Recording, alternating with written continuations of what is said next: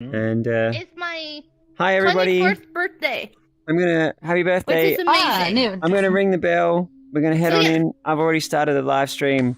So everybody, let's make our way in. Thank you, So Jess. I appreciate you as explaining. as we're entering the temple, Yeah. let's just get ready for some awesome. If you want to find the amazingness within you, After you. you want to find the strength, the And if power, anyone wants to add me, you're come on totally in. welcome to. Don't worry All right, about and it. those of you out on the live stream, as you can see, you're just seeing through my eyes now. So I'm going to turn on the stream camera. So now you get some different views. Oh, Coco's so nice to send me a friend request. All right, here we go. Thank you, Coco. Here we go. That is incredible. Right, and it's great to have everybody here. And as everybody's coming in, just want to thank you for being here. I see a bunch of new faces. It's an honor to have you with us. So I'm just going to start by setting our intention. Like, why am I here? Why are you here? What are we doing? I want these sessions to be awesome for you. I want these sessions for you to learn how to shift moods, how to make new habits. I hope you have some insights where you let go of some stuff that used to upset you or hurt you, or some belief that limits you. I hope you have some things hit you where you come out more powerful, more happy, more confident. So the intention for these sessions is really you learning stuff and practicing stuff that'll help you be more awesome. And I want to say that I actually have a bigger intention. I hope that you get so good at that awesomeness that overflows into every part of your life. And then you carry good vibes. You're more happy, more peaceful, more joyful. And then that rubs off on people around you. And imagine if everybody in the world was practicing the best feelings they could imagine. Kindness, care, and confidence and ease. And you might be thinking, hey, people kind of already try to do that. But I hope I show you skills and perspectives that help you make that level up massively faster and more easily and more effectively. And imagine a world if everybody was really practicing happiness and kindness and positivity. So my intention for these sessions is to help you feel great, but also for that to overflow into everyone in your life and for all of us to make a better world together. So with that as our intention, let's take a couple of deep breaths. Let yourself think about that or feel about that, whatever you want to.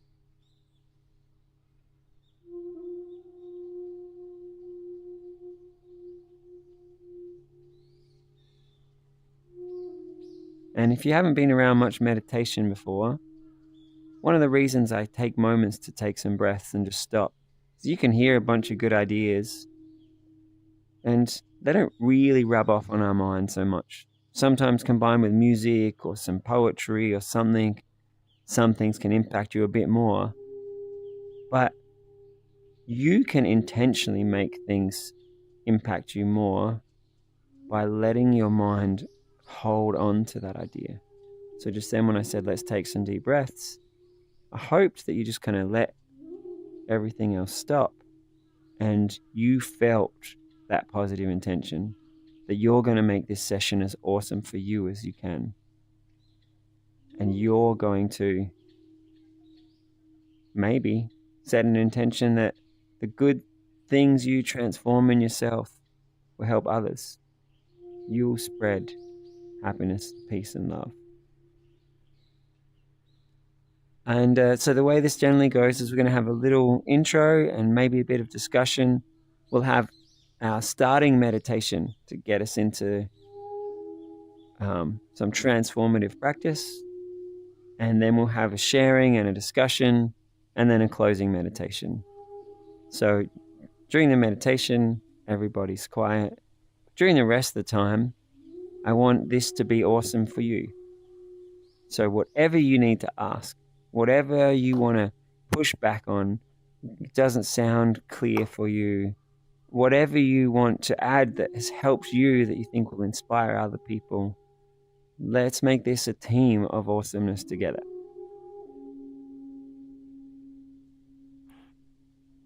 How's that all sound? Sounds incredible to me. Awesome. All right. Just a few people were running around over there. I guess they'll come back when they want to. Nice. So, I see a lot of new faces, and a bunch of people out on the live stream. So welcome. And those of you who are new, actually everybody, can I just see you with a wave if you've practiced some kind of meditation or personal development before? Excellent. So that's most of us. Good. Well, I have practiced many kinds of meditation. I've studied in more schools than I can count, and I've had beautiful positive impacts on me. I've also had some less good impacts on me. And so what I'm trying to share here is the things that are as useful and effective and as awesome as possible. My first degree was in physics, so I have the kind of mind that likes to look at things very precisely and analytically. So I hope what I'm sharing will be just the effective parts. If something was taught that also went along with some like imaginary belief, I try to just extract out the good bits. And I want every part of what we do here to be as powerful and as real as possible. And I hope that nothing I say you'd be like, oh, that sounds unreal. I don't want to believe that thing. I hope everything that you hear is just purely practical and actionable. And if you see me say anything that doesn't sound real or right, let me know, please. Because I try to make this as awesome for everyone as possible. All right. So there's our intro. It's great to have you all here.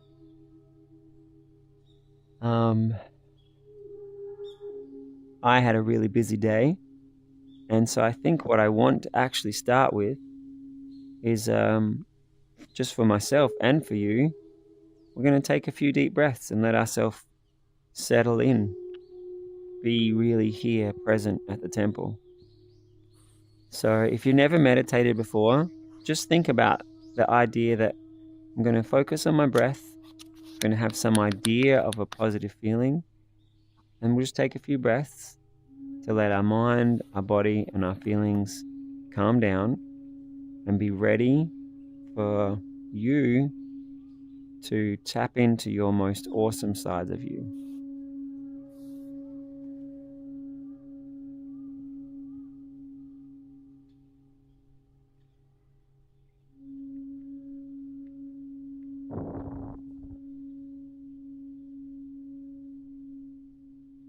And then I notice myself thinking about what I'm going to say next, or I'm imagining that some of you guys are still thinking about a bunch of things. So imagine if you just put all that aside for a little bit and you just felt peaceful. You just felt the soothing feeling of intentional breath.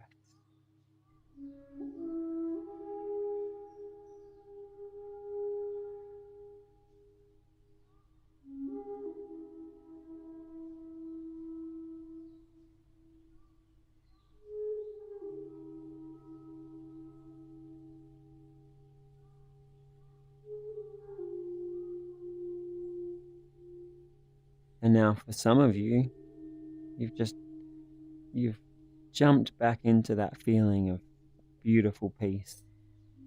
You've remembered that wow that you can make as you let the feeling of peace, and presence, and ease, as you let that grow. And that's beautiful, because so quickly we can shift gears in our mind.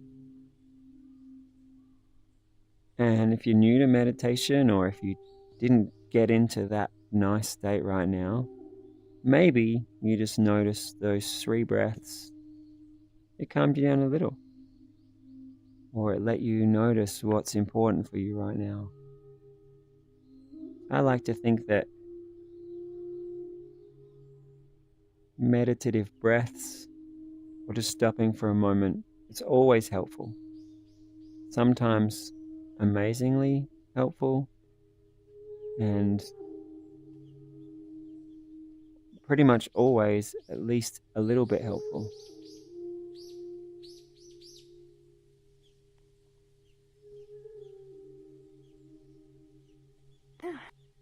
All right, so it's great to be here with everyone. I'm really grateful that I just got to take some deep breaths and step into peace. I had 2 sick kids I was looking after by myself all day today, plus a bunch of chaos that happened. Had to rescue someone on the street that was being chased by somebody. We had, I don't want to go into all the chaos, but it was a wild day. And I just noticed now that stopping for those few breaths was the first time I really stopped and stepped into that peace all day. I like to think that I've been meditating for so many years and I was actually enjoying the day and pretty good through all of these things that happened. But really just stopping and giving myself that peace. I'm really grateful to be here and that you guys give me a chance to remember to do that. And one thing I want to encourage everybody is, in the intention setting, I said, hey, I hope this session's great for you. And I hope it overflows out into your life. So we take some peaceful breaths now. We get to feel that calm. And my hope is that you practice that often enough and it becomes more part of your natural way of being. So I wish today that I'd stopped and remembered to really become peace. But I've done it enough that my inner self is just trained that, hey, whatever happens, I'm pretty peaceful, pretty cool. And so I wish the same thing for you. Maybe you don't want to practice peace. Maybe you want to practice forever playfulness or forever confidence or happiness. Like, whatever you choose for you, great. I just want to create the space and the encouragement that you get to practice you. You get to shape yourself. How does that sound, everybody? Good. Yeah. Sounds wonderful. Excellent. One thing I would like to add to what I just said is, I know I just said it's not just about peace. You could practice to be forever playfulness or whatever. There is one really nice thing about peace, like soothing breaths and learning to calm our mind. Well, actually, there's many great things about it. But the thing I want to emphasize now is that when we're able to let our mind be still, it's something really powerful to that. It's kind of like if you were decorating an art studio and I gave you a blank canvas. And on that blank canvas, you could paint anything you want. You could create anything you like. So when your mind's still really active and then you start practicing something else, you've still got all this other stuff going on in your consciousness. So it's like trying to paint over an existing painting. But being able to let yourself be still and stop, make this space, I think it's a tool that everyone should have up their mental sleeve. Being able to bring yourself peace and let everything stop anytime you need is a wonderful gift to give ourselves.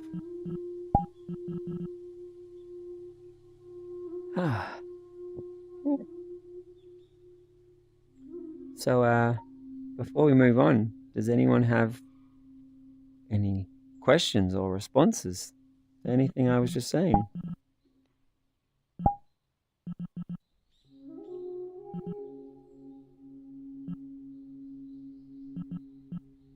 Did it sound good? Did it sound achievable? Did it make sense?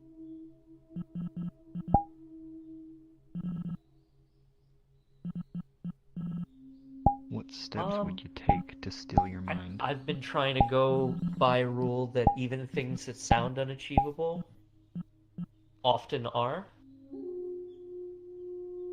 So Awesome. it maybe sounds unachievable, but I'm going to decide that it is. Beautiful. And sometimes that rule is wonderful. I've also seen people be in communities where someone says, hey, practice this thing, and some magic will happen. And then everybody's believing it, following this thing. And if you ask, hey, has anybody done that thing? Nobody has. So I think what you just said is awesome, as long as you find some people who've achieved it. Or if you've got like a new goal, something you want to create. Maybe you want to create, I don't know, a theater performance about a topic that is completely new and unique. Go for it. Create it. I believe you can do it. And then somebody said, what steps would you take to still your mind? Beautiful question. That is really what we do here. There are many different approaches you can take. There are guided relaxation exercises. And as you make your body really still, it can make your mind really still. There are concentration exercises where you focus your attention and you make it really focused, really concentrated. And can you ask Mama to plug it into the power for you? In the other, yeah, that says you need the battery. So can you go to Mama, Neo, and close the door? You take the tablet, Neo. Yeah. One thing that can be really nice about meditation exercises is they can also recharge your batteries. So that's a segue.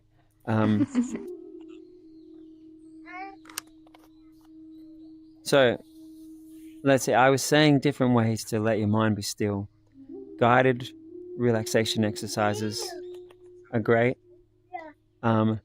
I mentioned concentration exercises.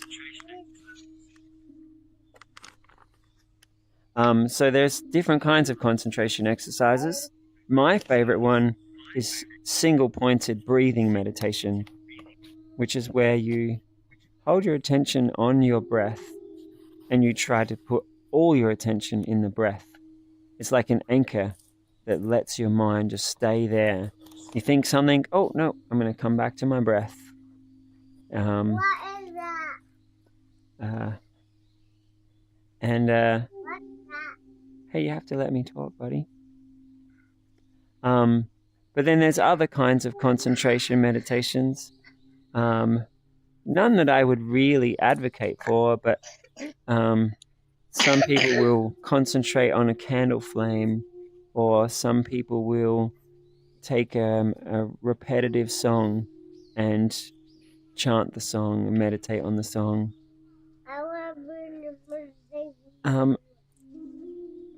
Everyone, I'll be back in just a moment. Be ready with your next question or... Kids.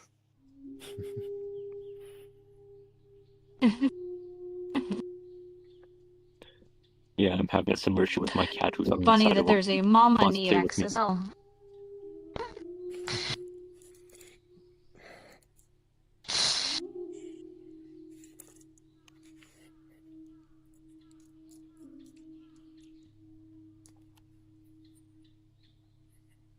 I just saw what I looked like on the screen with my helmet down. I wonder if it looked as funny for all of you as it did on the screen. So let me just check in with myself for a moment. You asked ways to still and calm the mind. There are also guided meditations that are entirely about stillness and peace. It's not exactly the same as a guided relaxation. It's more of a contemplation on mental stillness. Some of those involve imagery, like imagining a lake being very, very still, or watching the water become clearer and clearer as it settles, and imagining your mind becoming settled. Some of them are contemplating ideas about equanimity. What would a mind be like that is pure peace and stillness?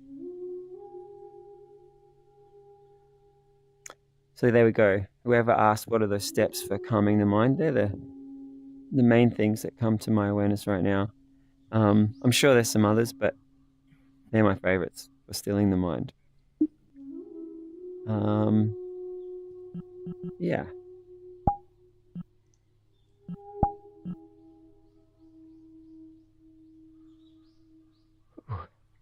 So perhaps we can make that our topic for our first meditation for today, is calming the mind, creating stillness. How does that sound? Excellent. The live stream can't see you guys nodding, so if I ask, it'd be great to hear you guys cheer and wave and say yes. Yeah. Oh, oh, oh. Excellent. That's what I'm talking about. Nice. Before we dive into a stilling our mind meditation, any other questions or comments? If you can steal your mind, then what would be focus?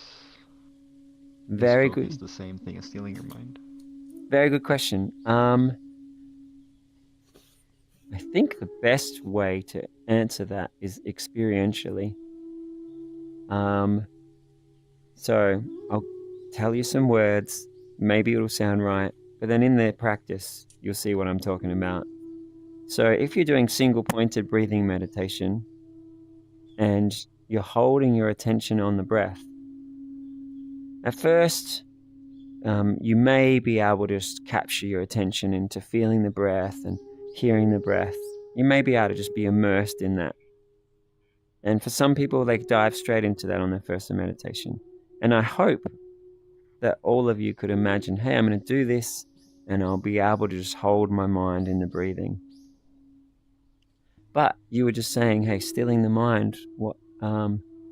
Some people find they then notice, oh, but I'm thinking about this other thing, and I'm thinking about, oh, and I feel over this other thing, and oh, here's a memory that popped up. And so I mentioned the breath is like an anchor. So as soon as you notice this other stuff come up, you try to let that go as fast as you can and come back into the breathing. And what happens after a while is you notice that your mind's actually a much more amazing place than we give it credit for.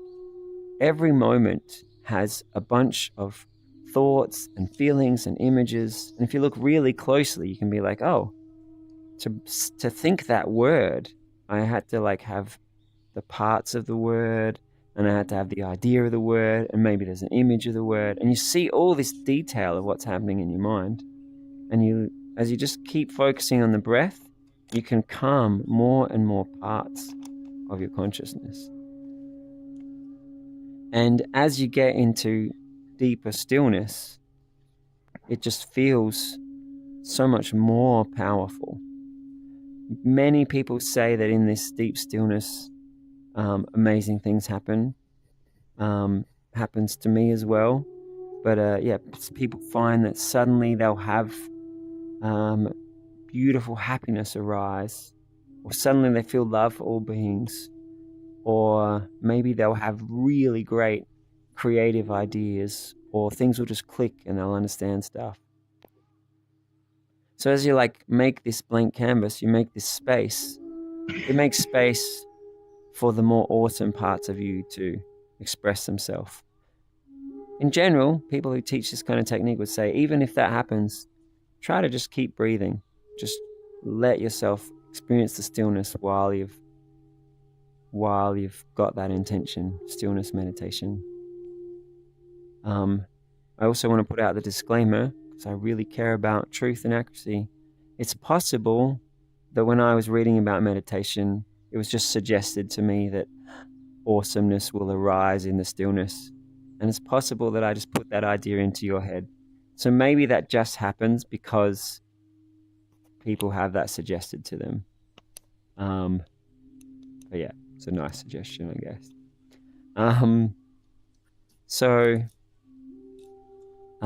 You're watching the breath, you're seeing all the details about your mind, you're learning how to concentrate more precisely. And one way I think about it is once you're looking at your mind closely, you'll kind of see there's like thousands of different things going on. And concentrating on the breath is I like this analogy or this metaphor that if every one of those little bits happening in your mind was like a different laser beam or a spotlight, and you're trying to concentrate, it's like you're trying to draw all the laser beams into this single point to make your mind brighter and more powerful and more concentrated as possible. And people find that as they go deeper into single point in meditation, that point of focus becomes more precise and more powerful. That might have sounded like a bunch of word salad. It might have made sense, but really experiencing it is where it really makes sense. To those of you who just arrived, we've been talking about stilling our mind and learning to watch our consciousness really closely. It's going to do a guided experience in just a moment. Any other questions or something, any follow-up before we begin our exercise? Deeru? Actually, if I may ask. Yes, I would ask. I've been very interested ever since I got good enough at meditation that I was able to experience this sort of out-of-body experience a couple times. I was perfectly calm and focused on my point of breath, and my body was just gone. It was just my mind floating, riding up and down on a sea of consciousness. Is that anything similar to your first experience when you first got good at meditation? I don't know if that was my first one, but it's definitely one of the beautiful things that have happened. Yeah, so if your body gets so at peace that your body disappears, it's a pretty amazing thing to just be floating in consciousness. I'm so glad that you've had that experience. And yes, we should be open to the possibility that maybe many other amazing shifts in sensations will happen. Yeah.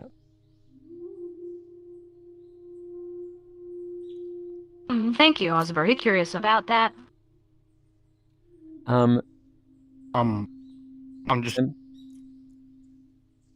I'm probably a person who has thing psychedelic. I've done a lot of psychedelic,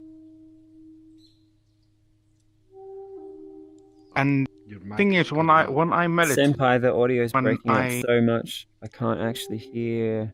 Okay, hold on. Let me hold on. Give me a second. Maybe a threshold at 2%. You can do it. Yeah. Threshold. Yeah. There we go. Is it better now? Is this better? good? Yeah. Now we can hear you. All Check better. mic check. 1, 2, Okay. 3, 1, 2, Okay. 3. Cool. Thanks, team. I feel like I have cheated meditation because I've done psychedelics for a lot of my life, and I find God and creatures and things when I do the drugs that I do. And I do meditate on a daily basis, and it feels really good. But my question is kind of weird. Even though I've done meditation traditionally and by drugs, even though I've experienced death in my psychedelic intake of drugs, I still fear death. And I don't understand why, because whenever I am, high or meditate, death is okay. And then when I'm totally sober, it scares me. Well, that was a curveball from where we were going. Sorry to laugh at your hard I'm question. I'm So very sorry. But, definitely done some sessions focusing more on that. I'm going to give you a small answer, but I don't want to railroad so much from where we're going about stillness. In regards to substance use and meditation, I would suggest that you envisage leveling up your meditation so that your own consciousness can create something better than any of those other things. There's always a chance that putting substances in your brain is going to just add chaos to your consciousness as opposed to you creating whatever state, whatever bliss you choose. And I think you said sidetracked or shortcutted or sabotaged or something. Many people I know who've meditated and tried some of those more intense substances. You meditate every day, so I would just encourage you to be open that your meditation can become so powerful and so good that the clarity and complete self-control is better than anything else that other stuff can do. And then as for that question about fearing death, trying to think what's a fast, concise answer. Living in the moment, giving your moments, each moment as much presence and awesomeness as possible, kind of sidesteps that question. And then thinking about making the most of your life as much as possible may also sidestep it. Contemplating complete acceptance, like it definitely happens. Everyone that's ever lived has died. And so just meditating on completely accepting that, what would be your approach to life if you fully accepted that? We can talk about it later. Well, I hope. I'm very scared of that though. Completely, fully accepting my life. Yeah. So. But we're sidetracking. I'm sorry, but yeah. We can talk about it later. But I would encourage you to just for a minute, imagine what if I fully accepted it? What would I be like? Because there'd be no fear in it when you fully accepted it. So. But there's a lot of fear. In your current mindset, I'm asking you to try and imagine something else. But yeah, let's get back to stilling our mind, and maybe you'll find in stillness meditation. Can I talk to you for a second? Senpai, can we just just have our session, please? Yeah, no. I'm sorry. Senpai, we're in a session right now. Can you just... I know. Say no to drugs, everybody. I'll be right back, people. Yeah. Yeah, once and it gave me sleep apnea. So while death is a pretty big question, I think the ideas of like fear and other emotions, other hardships, well, we could go and explore philosophies and ways of thinking about many different tricky things in life. There's something really amazing about single-pointed meditation, being able to get into this blank slate. What would it be like to let go of fear? What would it be like to let go of stress? What would it be like to let go of the belief that I'm like this? Or what would it be like to let go of this habit and just be fully free, fully powerful? And from that place of freedom, you then get to live and think and feel in the most powerful, effective way that you can imagine. I wish he'd heard that. But yeah.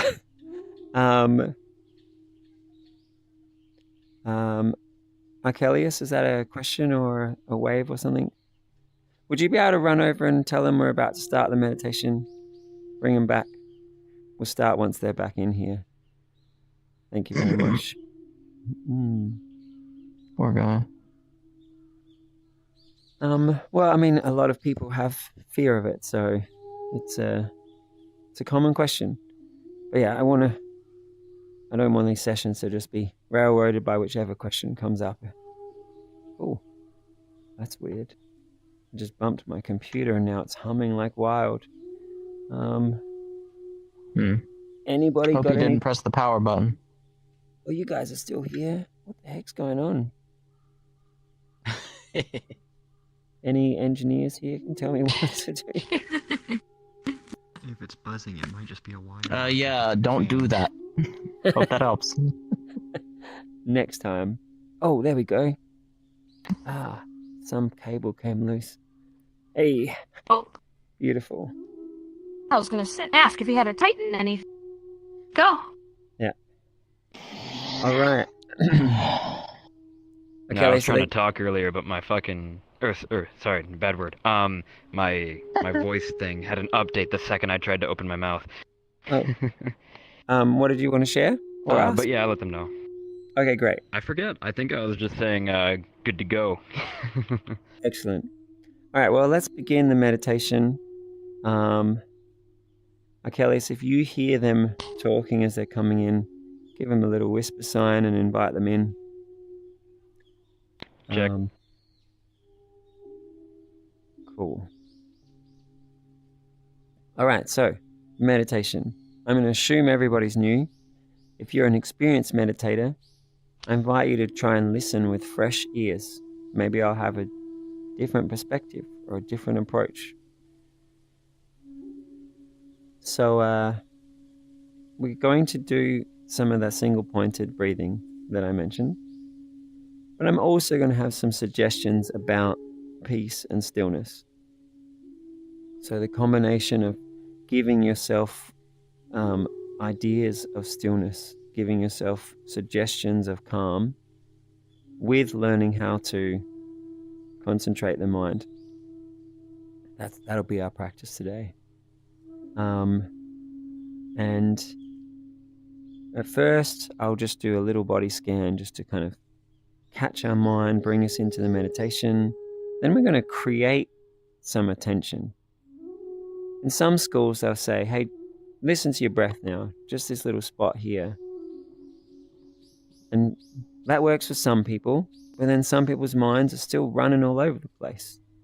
So I've found that if you really describe the attention, you think about this spot and you hear it and you feel it and you create this really powerful sensation of attention.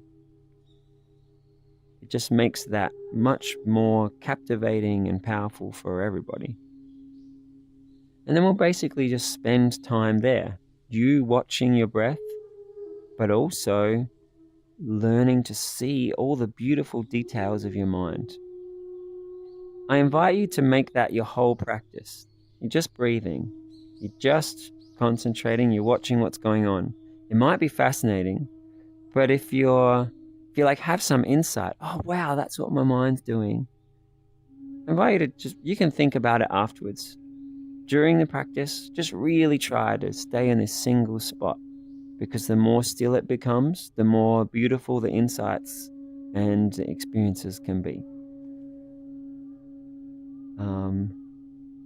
So with that, let's do this little exercise to get our bodies present and calm.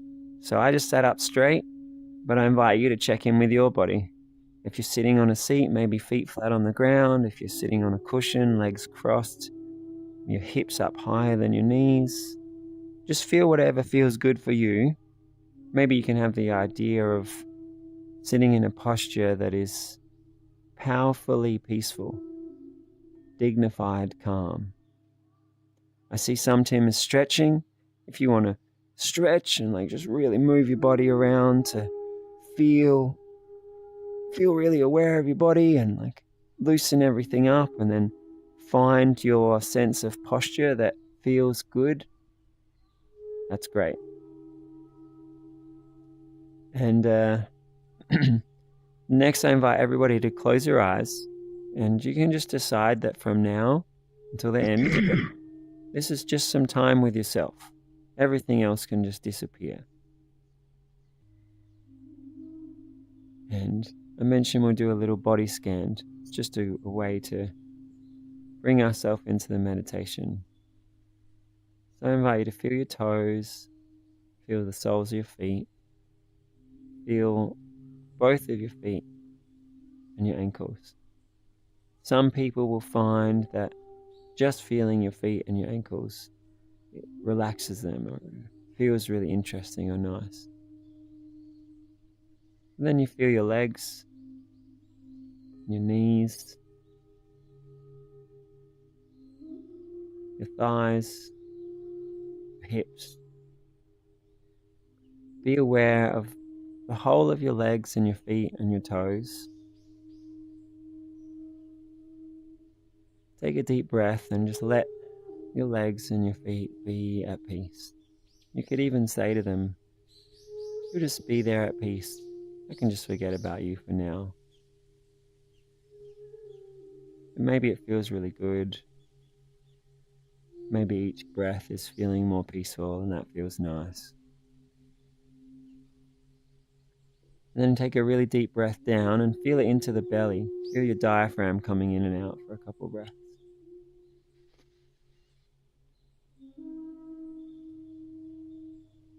And then feel the muscles around your lower back. And as I become aware of my spine, I actually change the angle I was sitting on a little bit. And then run your attention up through the spine. And just feel if you move your lower back in or out, or your middle back in or out, your upper back in or out. That maybe adjust your shoulders a little bit. Maybe that adjusts your neck a little bit. You could imagine your head sitting perfectly on your spine. You could completely forget about your body and your spine would just be sitting in perfect balance.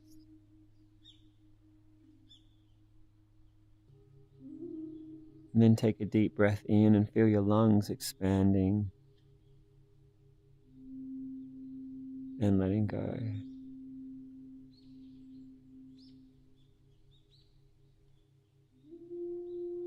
Even deeper breath, expand the lungs and let them go.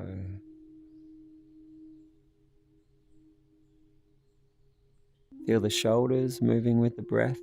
Maybe it's really subtly, but it's just nice to feel it.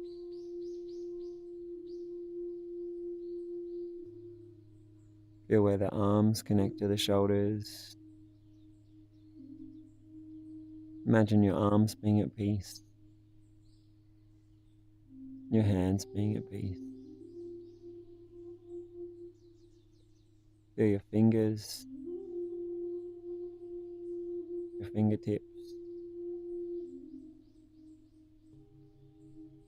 Some people find really nice sensations in their fingers, a really interesting sensation. And maybe just me saying that made more nice or interesting sensations appear.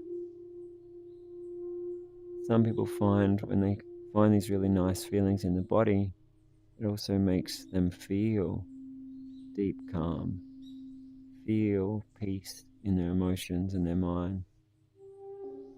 As their body becomes more still, the mind becomes more still. So just feeling your fingers as you take another slow, deep breath.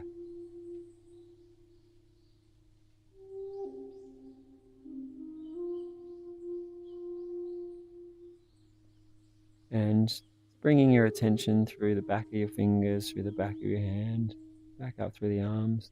Maybe you'll notice those nice feelings also flowing up through the hand, up through the arms, through your whole body. And you feel your neck, the muscles in your neck. Maybe they make a little adjustment so your head is sitting in perfect balance. And then you feel your head, You feel your face. Feel your ears and the back of your head.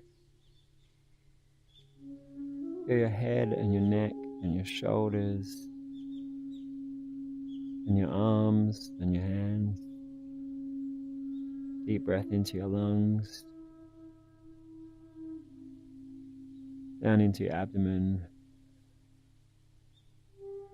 Your hips, your legs and your feet. Just enjoy the peaceful feeling across your whole body for a couple of breaths.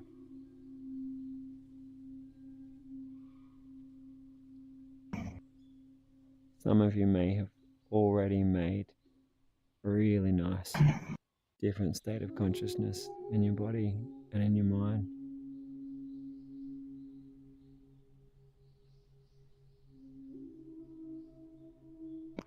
And then with the idea that you can just tell your body that you're moving deeper into the meditation. You can just forget about the body. Let it be at peace and at rest. And we bring our attention into the breath coming into our nose.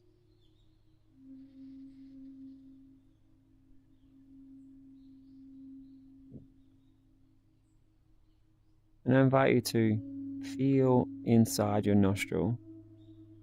Feel the place where the breath is most noticeable.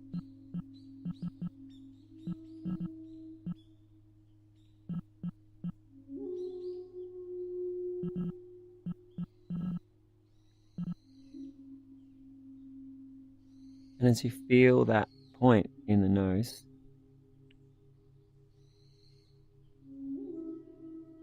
decide that for a little while, this is where you're going to rest your attention.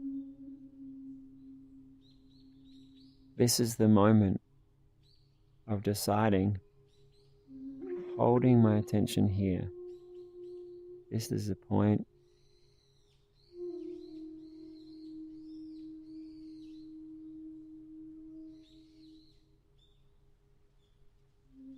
If you've just joined us, I invite you to close your eyes.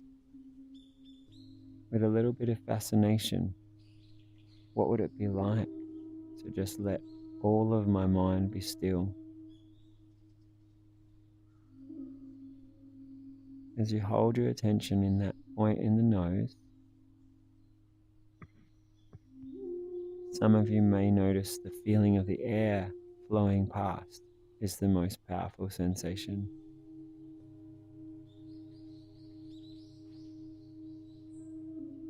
Some of you may notice that sound of the breath is the most noticeable sensation. Some of you might mentally see the air flowing through the nostril.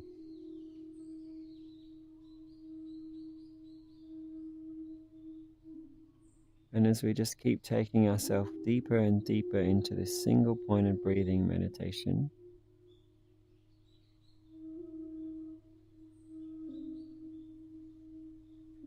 each breath you take, watch your mind on the breath in this single point. You might like to imagine, what would it be like if my breath was all that existed? How fascinating would it be?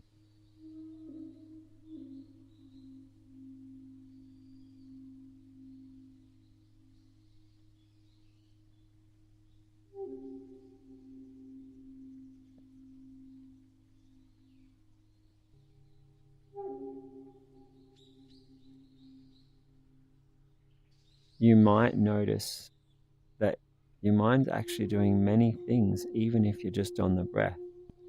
And concentrating on the breath, concentrating on the breath, feel the breath, hear the breath. Maybe you'll notice this mental infrastructure that's holding your attention there in that single point. Maybe you'll notice at moments where another thought arises. If that happens, I invite you to play a little game. How quickly and completely could I just let go of that and fully come back into the breath. Like I'm just letting go of everything in the mind.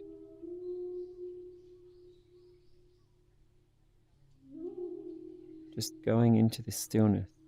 I want to explore what's pure consciousness like without any of the other thoughts. What's it like to just be conscious?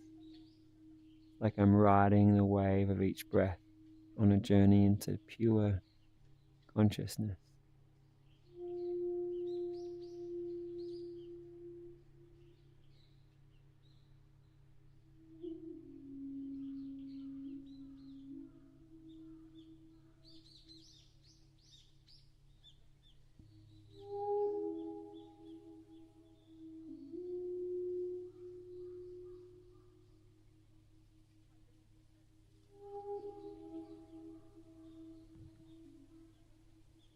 And as I leave it quieter for longer, the chance for you to watch how you guide your own attention. It's the chance for you to watch how you hold your attention. And as you watch closely and your mind settles onto this single point, you can notice ever more details of what your experience is like. And you can notice more and more moments. In 1 second, billions of little moments. Every little atom of air as it rolls past. Every little sensation that you feel or you sense, but also every sensation in your own consciousness.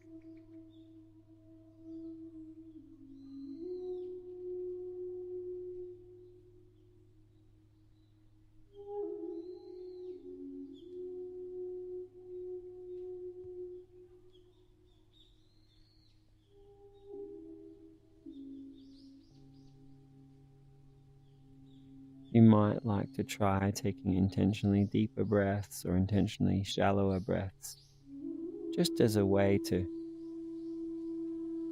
feel your attention on the breath.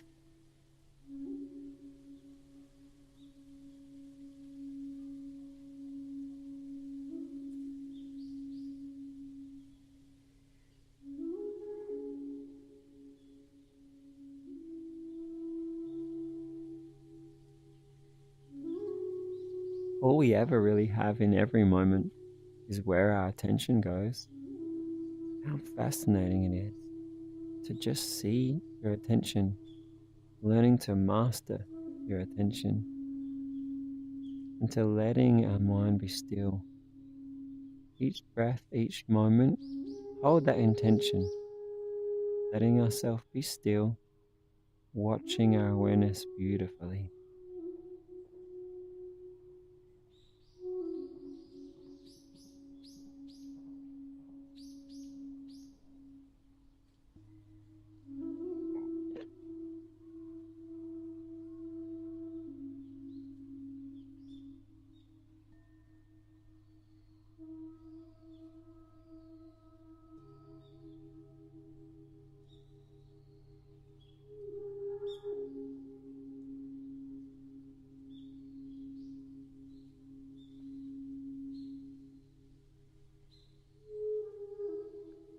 Every concentrated breath you take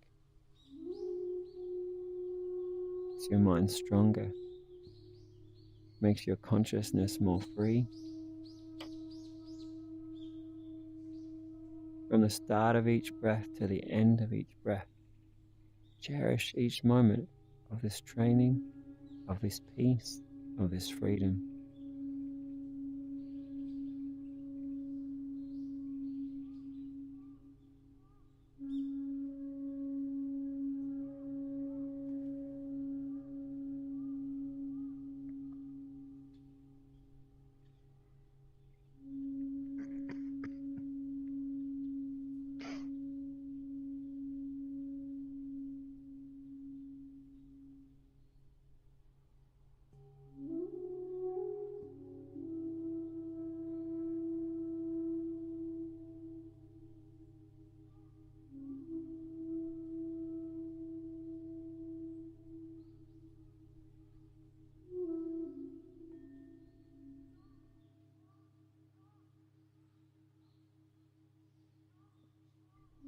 If you're fully in the breath, I invite you to keep breathing, going deeper into that single pointed awareness.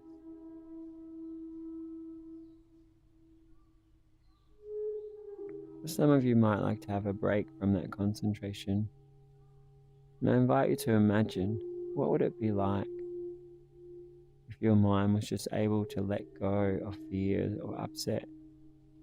Anytime you had a reaction to something, you just let it go. So you trained yourself that you could just always come into stillness. Imagine what it'd be like to just be free, to be at peace. Any situation, you just were always in your power, in your confidence.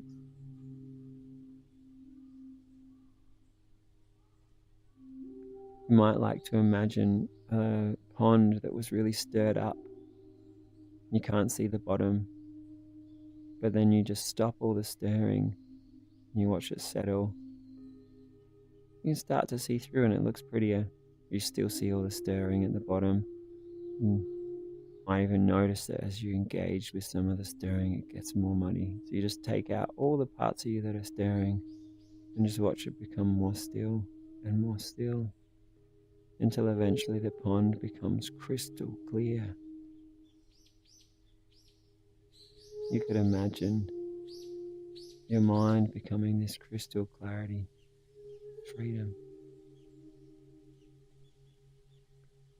And so let's all take our attention back into the breath.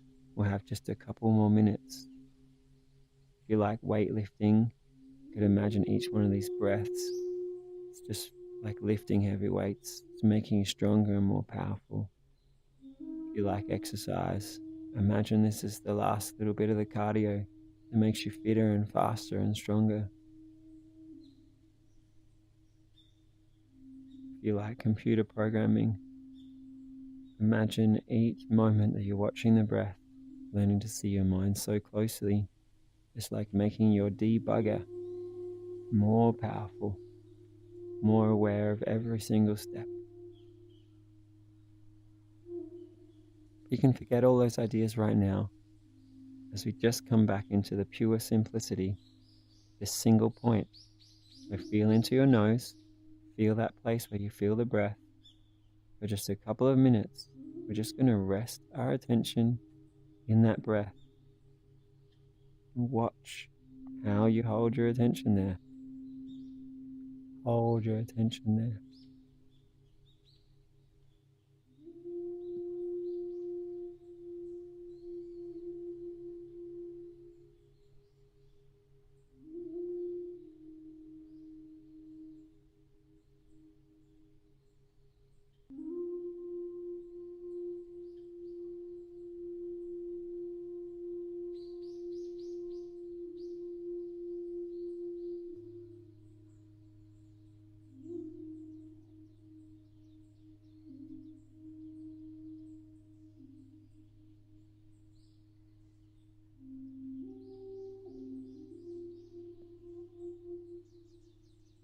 Just a few more breaths.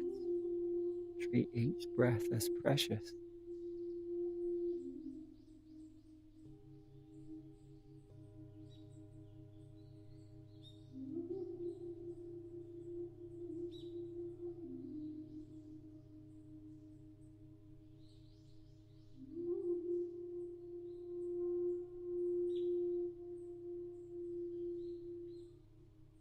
So I hope you can see that while it might have been some ups and downs, in general, sitting in this breathing meditation, the mind's become more still. The moments of stillness became longer. The feeling of peace and stillness becomes more powerful. I hope that inspires in you motivation and curiosity to explore sitting for longer, or to train your mind each day into this peace.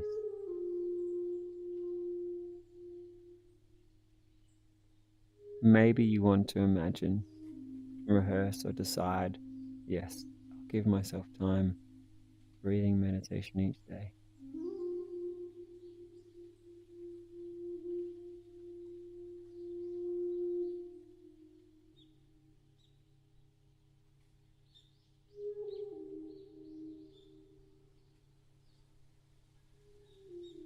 Maybe you want to imagine what it would be like to have this space of freedom, peace, guides each moment of how you live.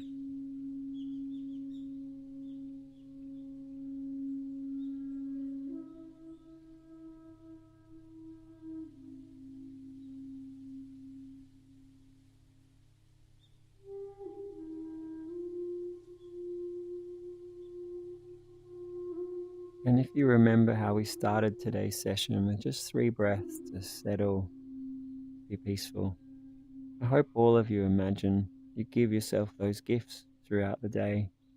Just stop for a few breaths, get peaceful or get happy or get confident. It's a mental tool, an emotional tool that I hope becomes part of you the rest of your life. And you get really good at it, really happy with it, really powerful with it, really peaceful with it.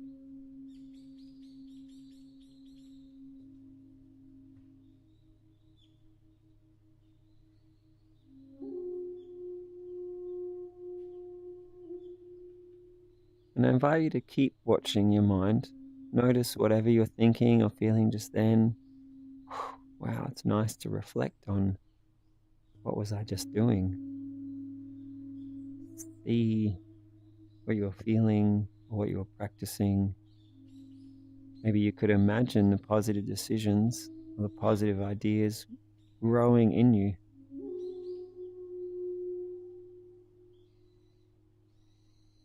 And I know we were just watching our breath, but you probably noticed you were also watching your mind. So keep watching your mind. See when you choose that you're going to open your eyes. But watch what you're thinking. This skill of just watching our own awareness.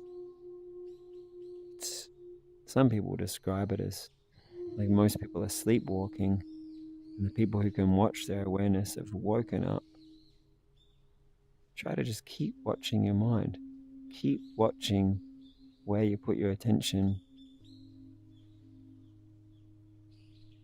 And as we're coming out of the meditation, I'm going to open up to a sharing session. And at first we share if it felt good, or something nice that happened, or some insight you had. So if you have anything positive, share, even if it's just one word that it feels good. Just invite you to imagine sharing it so that we can all bask in the goodness we all just experienced. And then after a little while of showing the positivity, we'll then move on to some other things.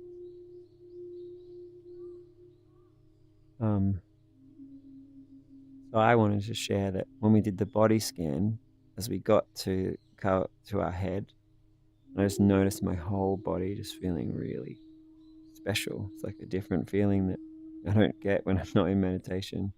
I was just like, yeah, I really love this stuff. It's so good. That was one of my experiences just then. Would anyone else like to share? Deeru? I was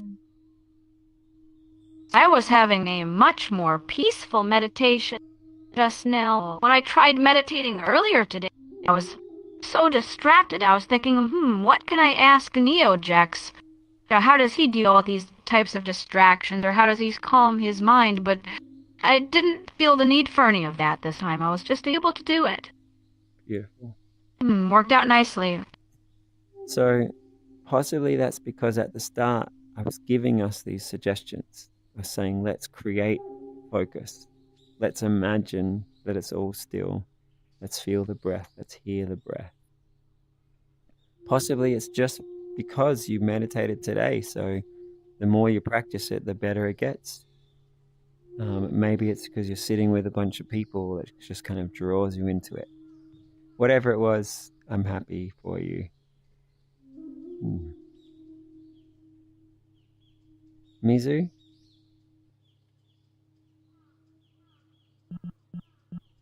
Well, hang on, let me just turn up the volume. You were coughing before, so I turned you down. All right, what were we saying? a little trouble meditating because whenever I relax with something on my face or head, I start getting spasms in my neck and left arm. So a straight up answer to that is you could try lying on your back, see how that feels. You could also try standing up straight. I'm imagining Lying down, I have knee problems, so lying down. Say knee problems? Yeah, I have knee problems, so it would have to be lying down. Yeah, or the other option is because it's possibly from the weight pulling forward. If you had some reclining chair, like a rocking chair, where you could go like 45 degrees, so the weight wasn't so pulling forward, may also be helpful for you. Yeah. Or the Sorry other for the thing, negative thing. I do have a positive thing I've done recently. one other thing you might want to try, seeing as we're supposed to have our eyes closed anyway, is if you had some headphones, you just take off the headset during the meditation. But yeah, you wanted to share something positive? Yeah, I recently got an order of my favorite type of cookie, and I ate 36 of them. Thanks for sharing. That's good. You said to share positive stuff. Did you just mean like during meditation, or sorry? So yeah, the intention was when we first come out of the meditation, we just stay in the good vibe of the meditation for a while. But yeah, for next time. So even the question about the headset and the nerves, generally I'd like that to be after we share just positive things a few times. But yeah, happy you're here. I hope that idea of lying down or headphones will be helpful. I hope they're good cookies. Archelius. So just one quick note on the headset thing. My own personal solution to that is I have a pillow on my lumbar for that, and then I have another pillow vertical, and then I lean my head back onto that, and it takes all the weight of the headset. It also helps a lot with spine posture. And then on a more meditative note, well, that was awesome. Especially right at the end there. Yeah. Especially right at the end of the meditation, I'd finally gotten to like it doesn't happen all the time, so I really appreciate when it does happen, is you get your eyes closed and you're perfectly still, and you can kind of see all the colors dancing in front of your eyes. It's like it's perfectly black, but you're still getting all of these. It's almost like looking down a kaleidoscope, and you can kind of control it to an extent, and it's like you're focusing on it, but you can only focus on it without focusing at all. It's a weird sort of what's the word I'm looking for? Not an oxymoron, maybe? Balance. It's a almost weird a bit paradoxical contradiction. Yeah. Yeah, paradoxical. That's the one. Well. So for some people who are like, "What? I wasn't seeing a kaleidoscope, or my body didn't disappear, and I was floating on consciousness." That's totally okay. Different things happen to everyone every time. But Samtin, you were asking before, like, how do we still our mind and still have attention? Archelius was just describing, like, as he went into the stillness, this stuff was happening, and he was able to engage with it, but only by still keeping his mind still. We can only really see these kind of experiences about controlling the subtleties of our mind as we meditate in there and get to see it. But I hope as people describe it, you get some kind of feeling what that's like. Thanks for sharing Archelius. All right. Would anyone else like to share? Anyone, just a simple thing. Do you feel good? Well, God throughout level? Yeah, Shreximus is waving.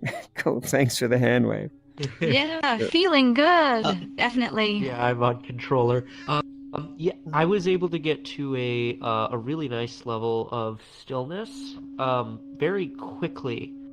And even though it wasn't that there were no thoughts and there were no sensations.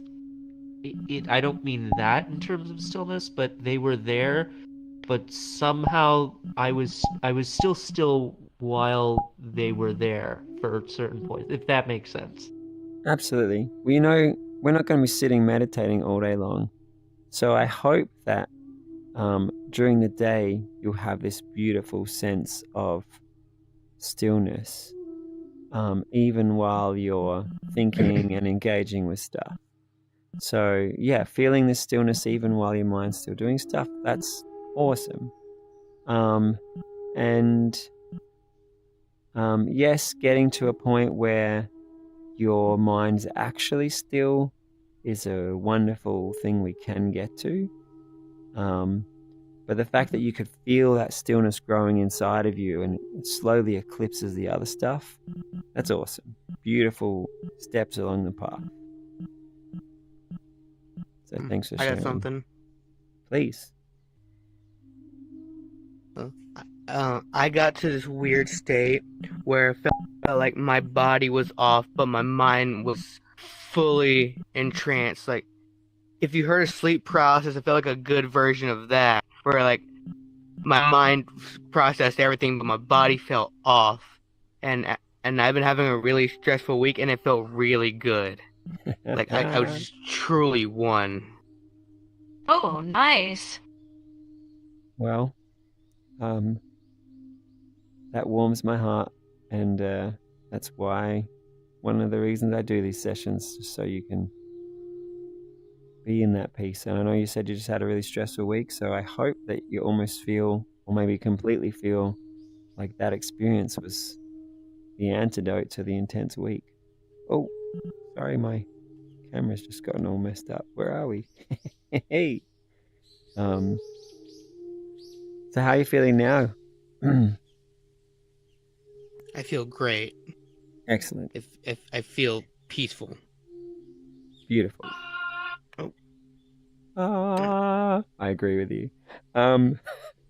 Yeah, I guess that's really one of the big reasons we do meditation, is that we can get into this beautiful state and it overflows and becomes part of us.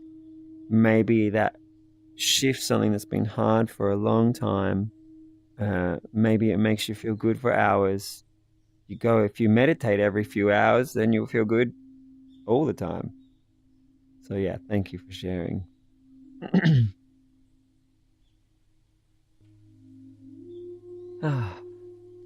Something? Yeah, during my meditation, it kind of seemed more like not attaching myself to anything and kind of dying. Just being dead. And observing the living form that I am. All the thoughts and feelings, the physical sensations, the emotional sensations, all of that.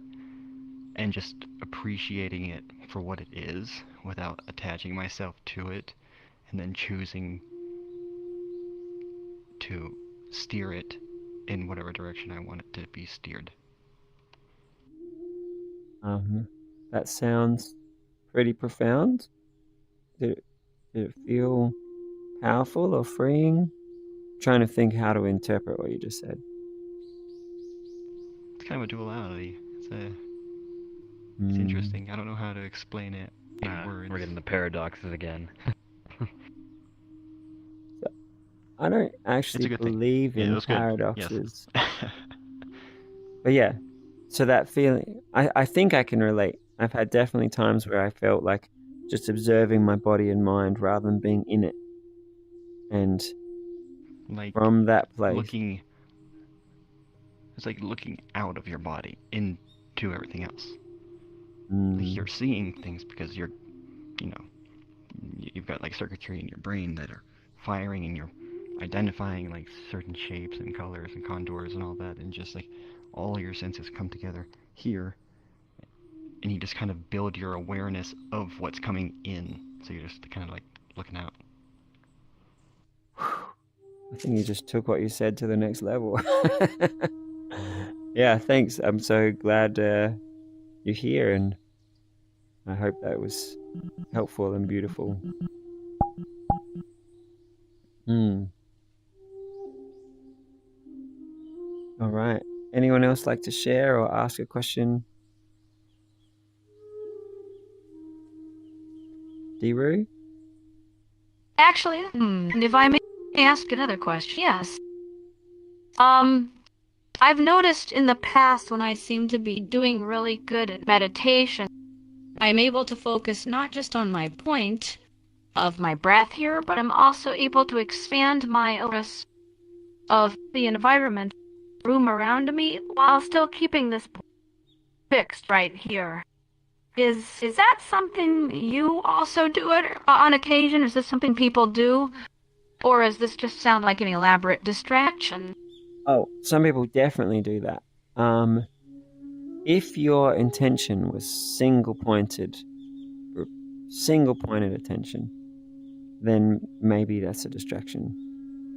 Some people find having a bigger sense of the space around them or making themselves feel confident or big or powerful is very beneficial. So I would definitely recommend that there'll be times where you say, hey, I'm going to stay in this single point. I want to truly find absolute stillness of the mind. I want to keep going deeper into that. There'll be times where you set that as your intention, and that's what you do. And if this expanding of your awareness, you find it beneficial or beautiful, and you want to do that sometimes, without being inside your own, without me being inside your awareness and seeing what it's like, all I can say is that you be the judge. You see what you gain from it, or the benefit, how it's helping you, and you're the engineer of your own consciousness. So I invite you to just try to do whatever you think's most beneficial.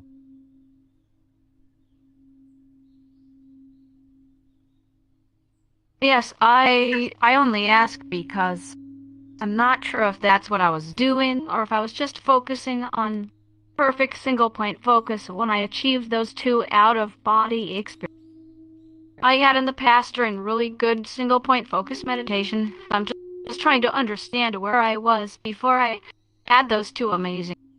That's why I ask. So yeah, all kinds of wild, interesting sensations happen when we're deep in single pointed meditation.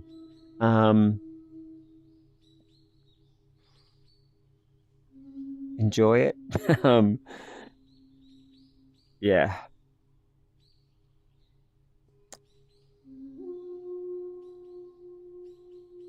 I'm hesitant to answer because so many different teachers will say different ways of responding to when that stuff happens. And definitely some teachers will say, just come back to the single point of breath. That's what's really important.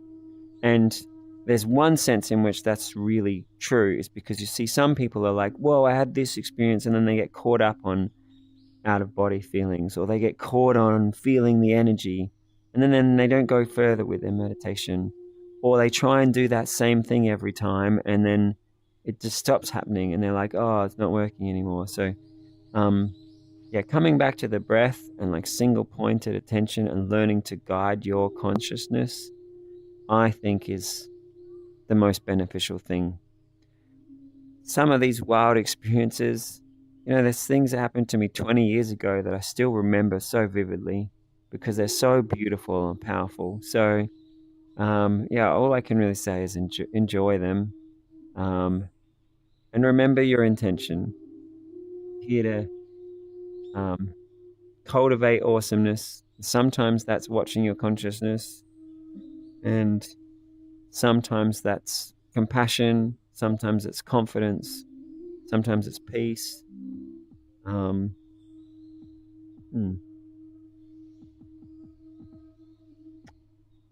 Sorry, I've got a call coming Well, in. if I may add to that. Does anyone know how to turn off? I'll just listen to you, Deru, while I try and stop this. Oh, there you go. It's gone. Okay. What I was going to say was, during my two out-of-body experiences during my meditation, I was continuing to focus on my single point, my breath point, the most, I believe. And I maintained my mindfulness the entire time. That's what was so exciting about it. It was just so much more powerful. Focus single point, because there was nothing else but just the floating consciousness.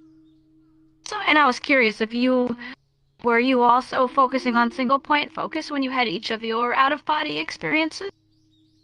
Well, mine weren't always out of body. Sometimes there are amazing sensations in body. Sometimes my body didn't even exist. It was just feeling infinite love or different things.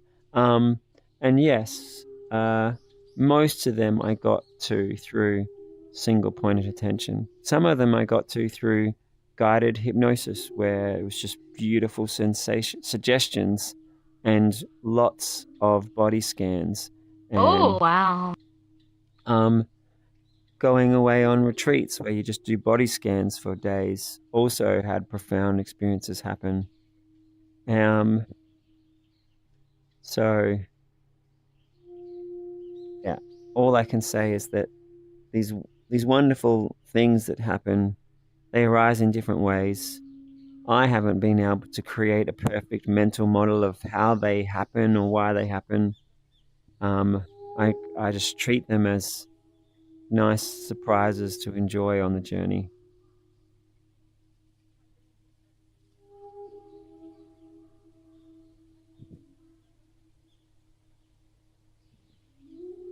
Thank you. I was curious about that. Thanks for asking, and thanks for sharing that amazing stuff's happened to you. I hope that's inspiring for some people who are newer to meditation. All right. Would anyone else like to share something from their meditation today? Or does anyone else have any other questions or comments? I can see all of you out on the live stream. You're extra quiet today. I'd love to hear from you out there.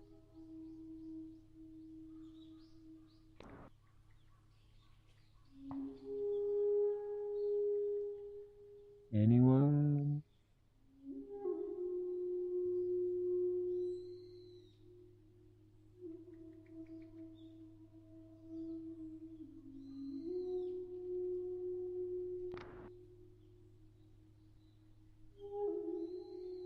All right.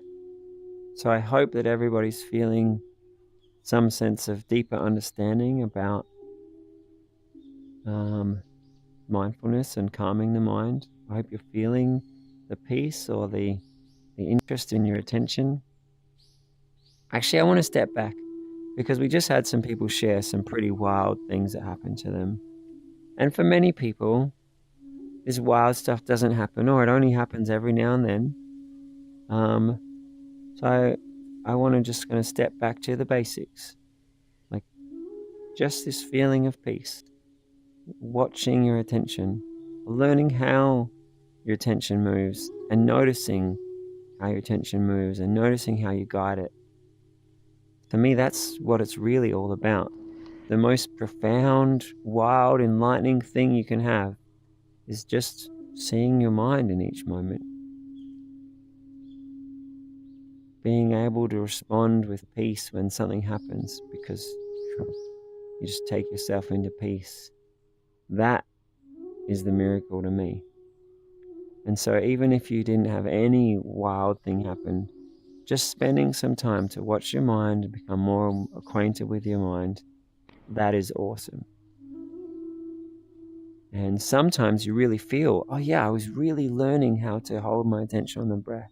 Or I really saw that this way of doing it, I could hold my attention here. Or this way of doing it was able to let go of that other thing really fast. And sometimes you don't see it so explicitly, but you're still practicing and you're still learning. So every moment of concentration breath is awesome. So all of you, whether you had something profound happen, whether you got into deep peace, or whether you were just trying to watch your mind, I think you all deserve a massive pat on the back and a little celebration. Thanks for dancing, Achilles.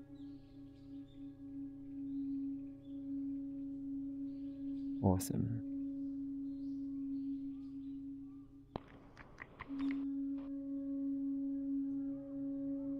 All right.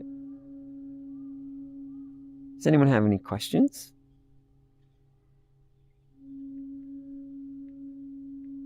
And I definitely want to emphasize, Dee Rue's been doing a lot of meditation, having amazing things happen.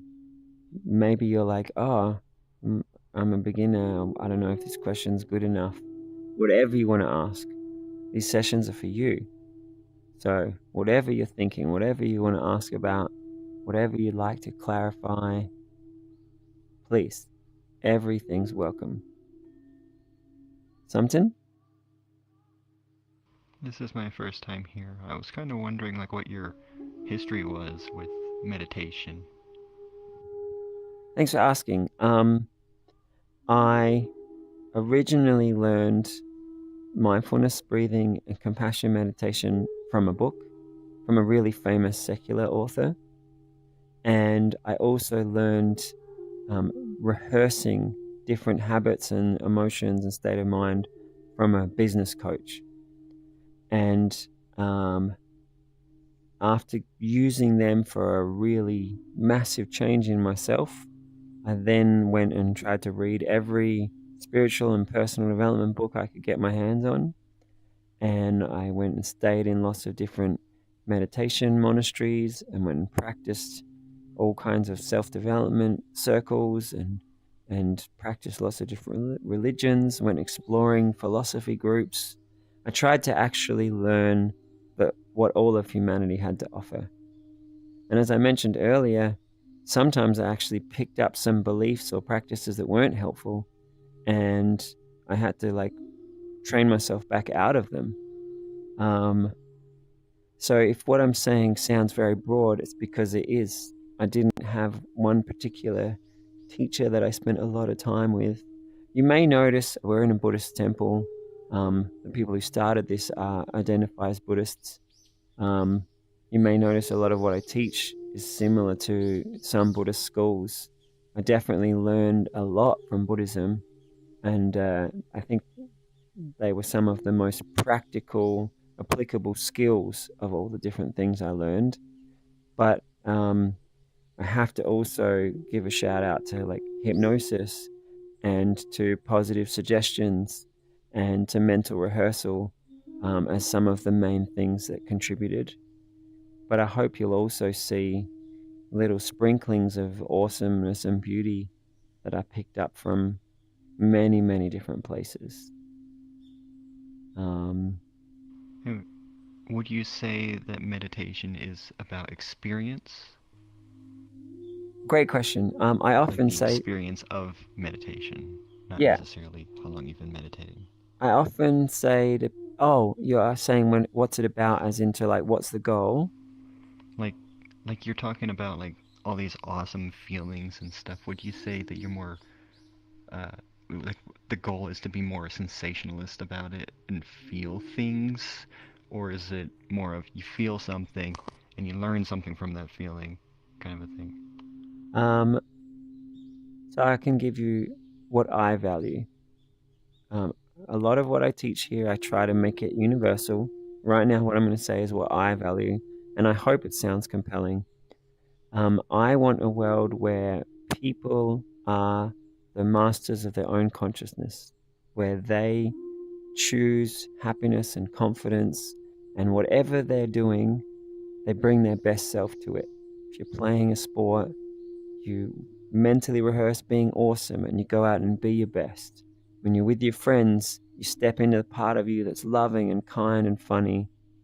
So for me, the main goal of meditation is learning to watch your consciousness, stepping out of habits you didn't choose, and being able to rehearse and become the best version of you.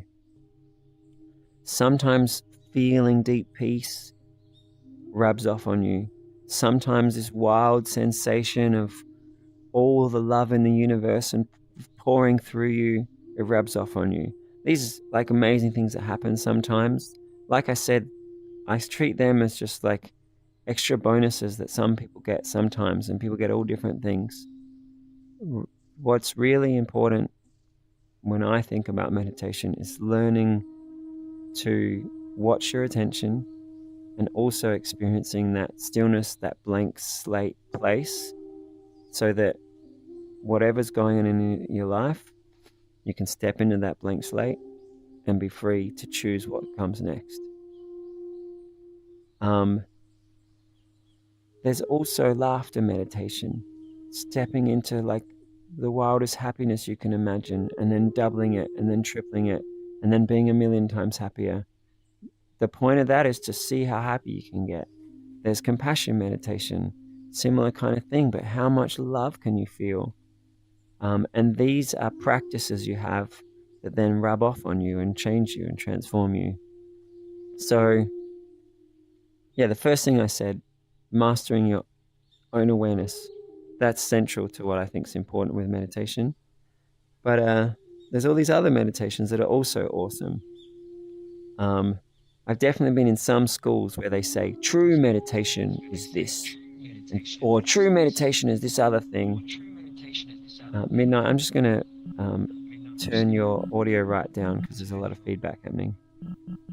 Give me a wave when you maybe fix that. And I don't want to be that guy or that movement.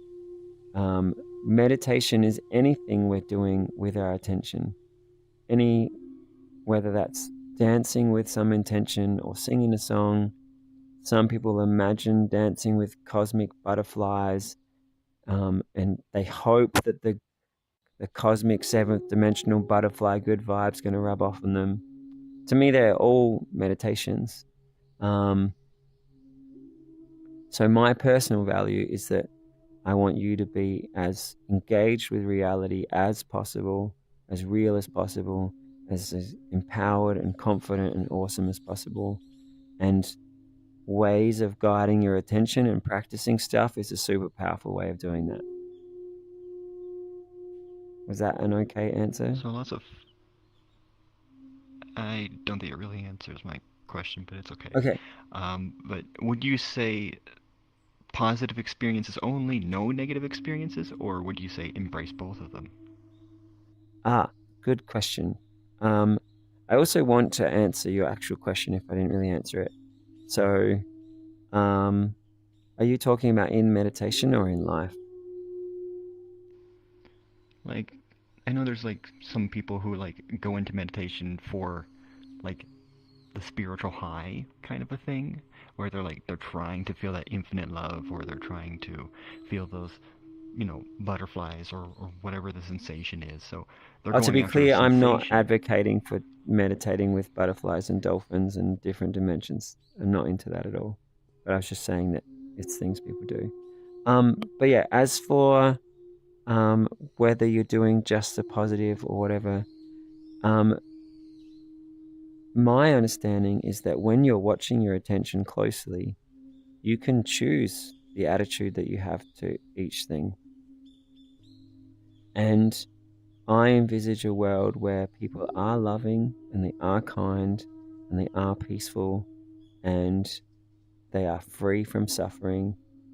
If someone's choosing, I don't think anyone would ever choose suffering. To me, suffering or negative experiences are always a sign that you're holding on to some unreal thought. You're attached to something that's not actually reality. I want people to be as engaged with reality as possible and choosing as much as possible.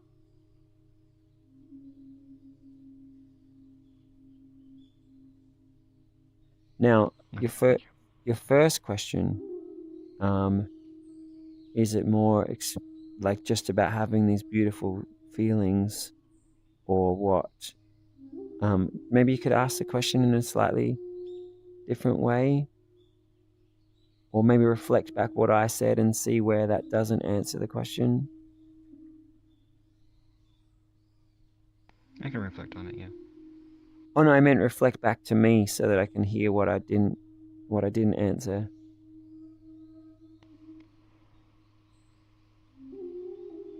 It's no, it's okay. I don't need an answer for it.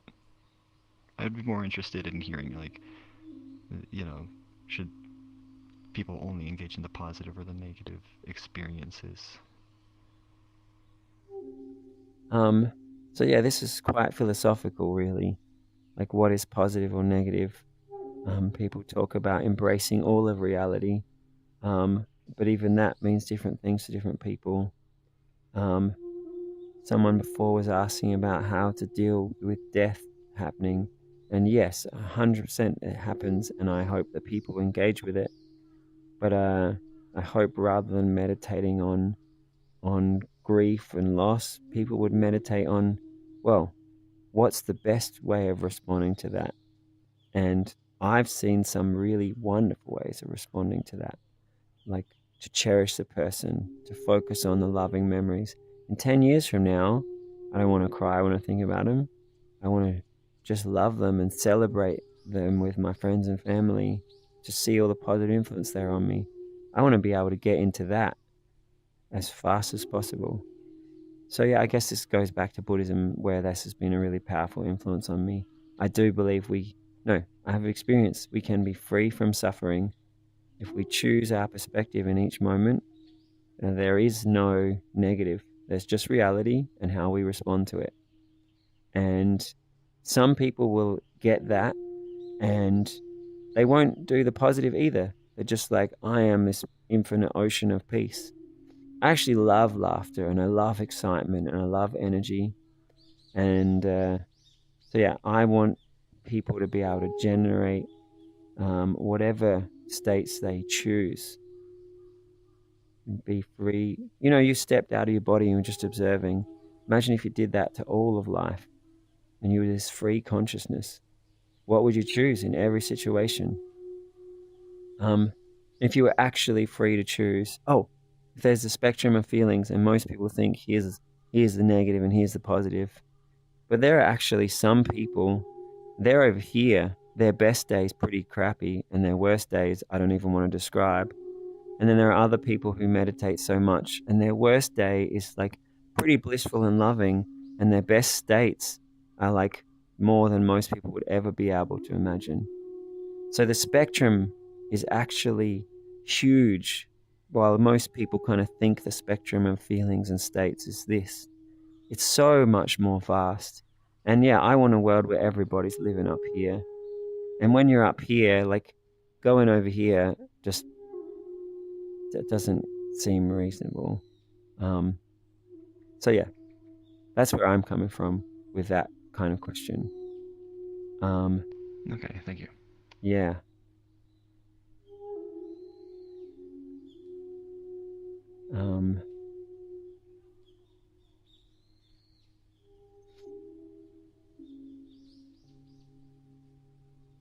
And some people will say, hey, if you can choose everything. If I might add to that.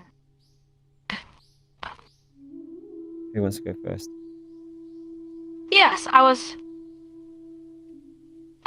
going to say, for me in meditation, what's really gotten to it is the three major things meditation has done for me in my life, which is, one is given me insights. Some of those insights actually help with dispassion. Some people might consider that negative, but it is, as a Buddhist goal, dispassion with things in the world are dispassion with no longer clinging to things that are annoying or negative. And then another thing that I get out of meditation, which is really important for me, is that peace where I'm no longer having conflict arising within me. So when bad things happen, I no longer take them as personally or get overly emotionally involved. And I really like that. So for me, a combination of dispassion, insight, and greater peace and becoming a refuge to friends, people, and animals around me, that's like a really big bonus that one gets out of meditation. I can't imagine much more than that unless you want to go into the supernatural route with Buddhism, but we don't even need to go there. The other stuff is really amazing. Thank you so much.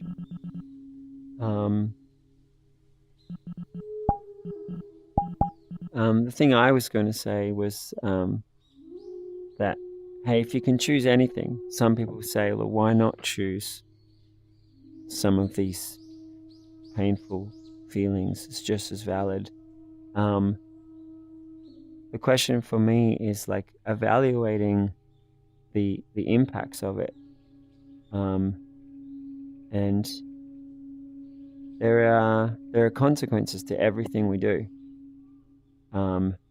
If you go around spreading kindness and love in general, that's going to help everybody else feel better, be safer, there'll be less suicide in the world, there'll be more confidence and peace. And if you spend time in these other feelings, it rubs off on you and it rubs off on others. And I want to minimize suffering and side effects. I remember at some point in my life, I was feeling less motivated, and I went and saw The Incredible Hulk, a film, and there's this line about how he controls his anger, and he's angry all the time. And I was like, oh, what if I just like channel that? And so I was just unskillfully letting this idea into my mind. But it really rubbed off.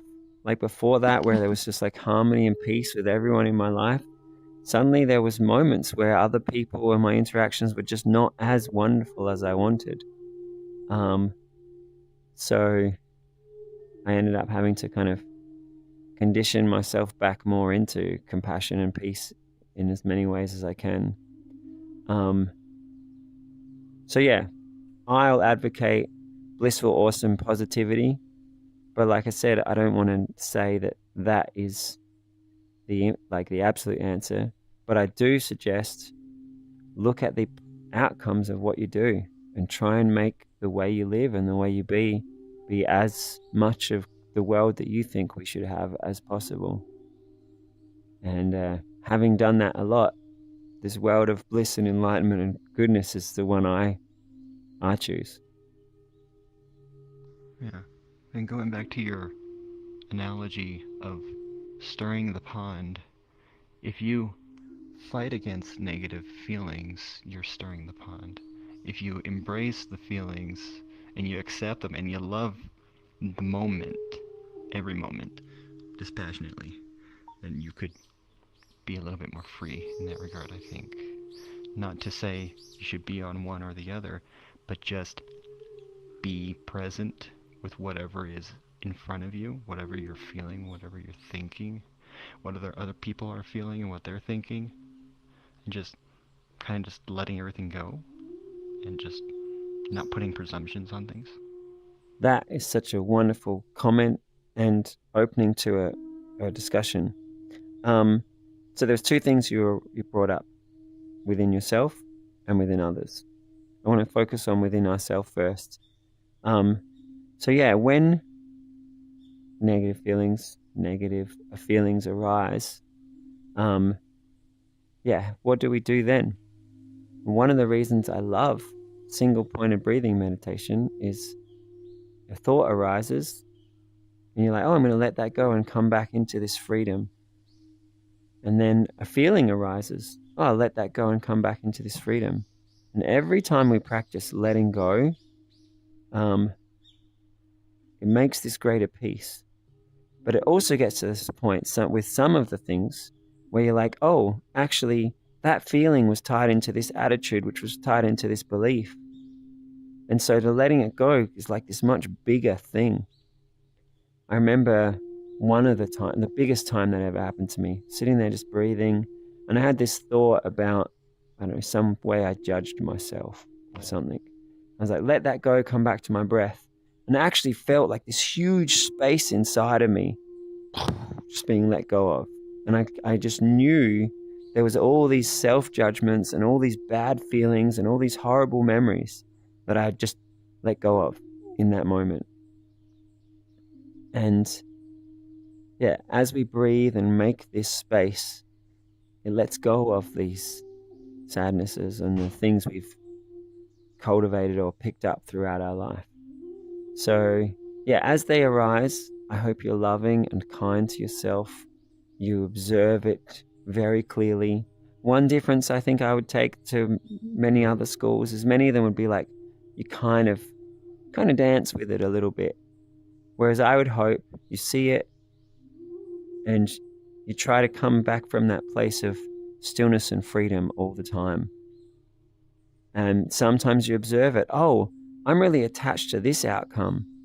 Oh, attachments that don't line up with reality, that's what causes suffering.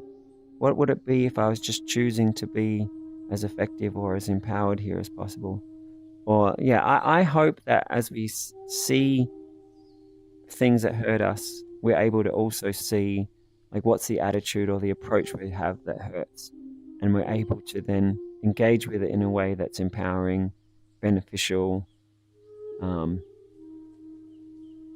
Yeah, I hope we all get to the point where our mind is so free and clear, the suffering doesn't arise. And on the journey there, I hope you're loving and gentle, patient with yourself, but also powerful and inspired. This idea of enlightenment is flowing through each moment of your breath. That's what I'm advocating for. Yeah. And then you mentioned, what about with other people? So there's definitely times where some people will be harmful.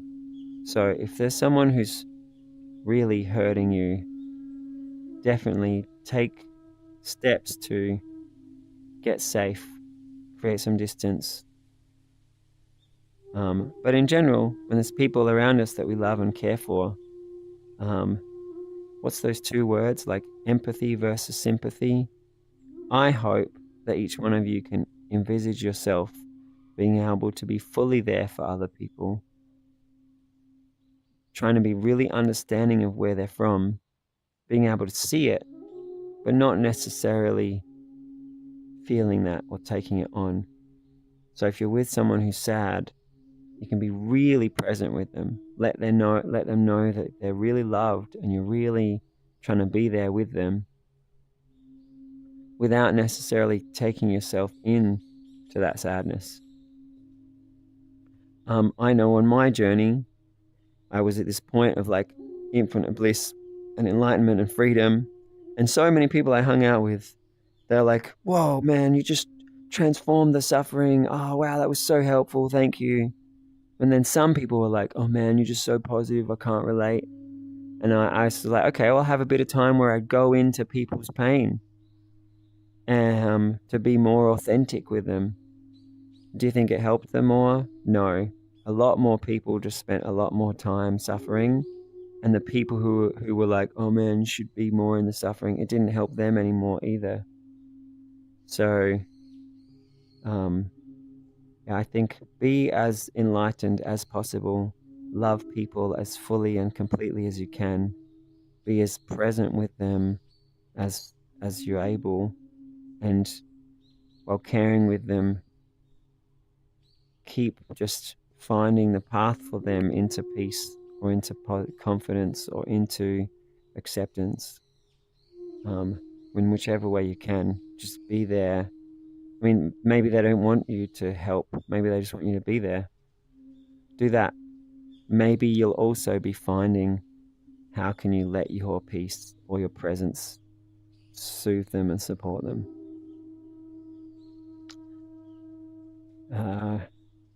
That's my thoughts in response to what you said. I hope something there was inspiring or helpful or insightful.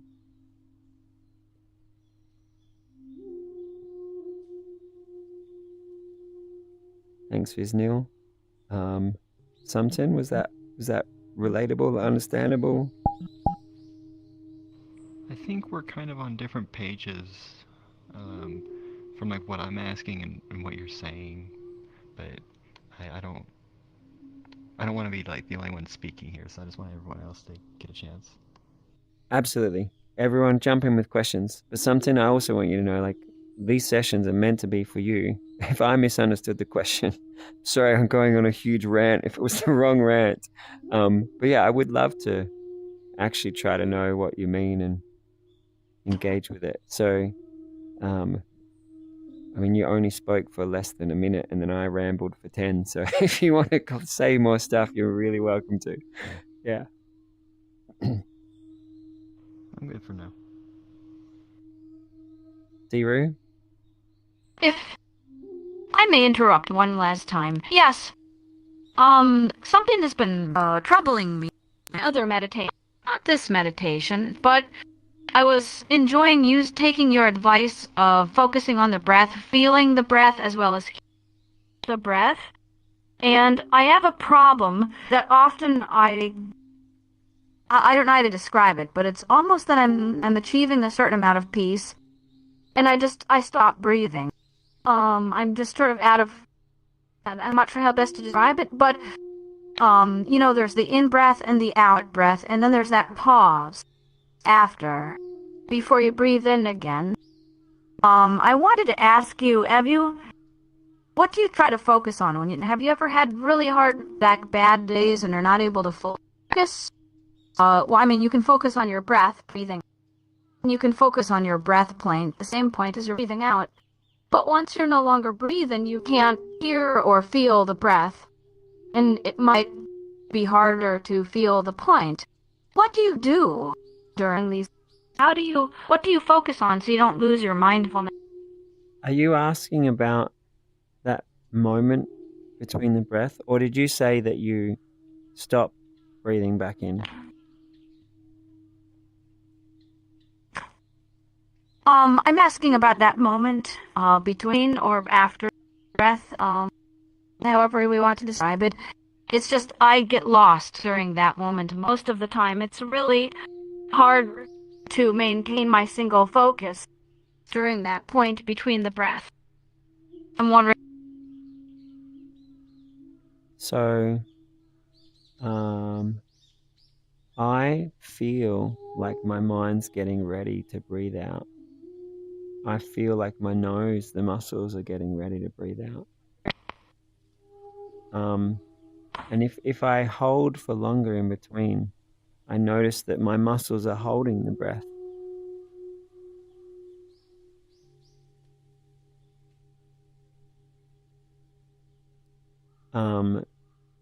Sometimes before I start my in-breath, I'll have a thought for the whole of this breath. I'm dedicated to every moment being concentrated.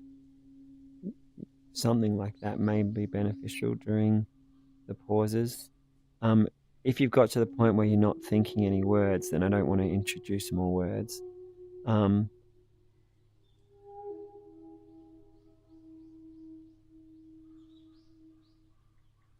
Yeah, I would keep my attention into this space. The space always exists. You can feel your toes, you can feel your fingers, you can feel your nose. So when we're holding our attention, we want the space to be this single point. You could think about yesterday, or you could think about tomorrow, or you can be right here, right now. We want the time to be right here, right now. So the point in space-time is right here and right now. You have your attention here. You're feeling this The point. current point, not just the point out here.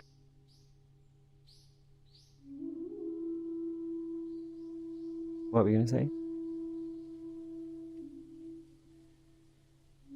I was going to say the current point. I hadn't thought of that as the point in time as well as just the point in space. And it has helped me in the past. In the past, I'm able to feel what feels like a point out here, as if I had a snout and nose on the end of it. There's sort of a point there that I can feel, even though I know my face is not out there. And I've used that in the past when I'm between breaths. Seems to work. I would encourage you to actually be here in the nose. Bring it in and actually, right now I'm touching my lip, I'm touching the nose, touching the nostril, and then up in there. I don't want to pick my nose, but I'm kind of imagining it right in here. I would suggest really be in that spot. You're really feeling the actual spot where the air is flowing. And so if you're in that actual spot, that spot is still there. Yeah, that's very hard. It's rather hard for me to focus on. That's why I'm asking. I was just curious if you had an extra technique. Well, yeah, I'd recommend that what I just involve did. Focusing on that point where the note of the nostrils are. Sorry, I just double tapped my headset, turned on pass-through. So yeah, that's what I was just saying. Tap your nose, tap your lip, tap your nostril. Actually feel it. You could do that right now. And then you're like, okay, here it is. Push a little harder. I have noticed, yeah, that does work. Make some putty. Here's my nose. All right, okay, so I'm going to stay in this spot. Yeah. And then when the air is actually flowing through, you can feel the hairs inside your nostril. Feel how there's the little ripples of turbulence as the air is rolling around it. Like really be engaged with the actual point. Holding on to those memories, those sensations, moment before. Sorry, the voice thing kind of went a bit funny. Oh, sorry. It does that a lot. I was going to say, it sounds like you're able to hold on to the memories of that point. I'm trying not to remember the point. I'm trying to just feel the point. Like if I told you right now, feel your toes, you wouldn't be thinking of the memories of your toes. Maybe you'd wiggle your toes, or maybe you just take your attention down there. So, similar with that point in the nostril, you want to be in that single point. Maybe when you're doing a body scan, you do your chin, you do your cheeks, you do your eyes, you do your nose, and then, wow, I'm actually here, I'm going to stay here. That can also be a way of guiding yourself into it. And when I reflect upon your question, often I notice in that point, in between the breath, and I can feel my body getting ready to do the next in-breath. I can feel it getting ready for the out-breath. So I kind of just flow with that. I think... Oh, okay. I know what you're talking about. I'm going to try that. Thank you. And I would also really recommend try to be in this point, not the one out here. Just really actually feel your body. You know, there are people when they're meditating on the breath, they'll feel the lungs expanding, or there are people who will feel the heartbeat. I like the single point because it's like the most that can let your mind settle. It's not moving around or doing anything. But yeah, people definitely feel their bodies, and I would encourage you to be in that actual point.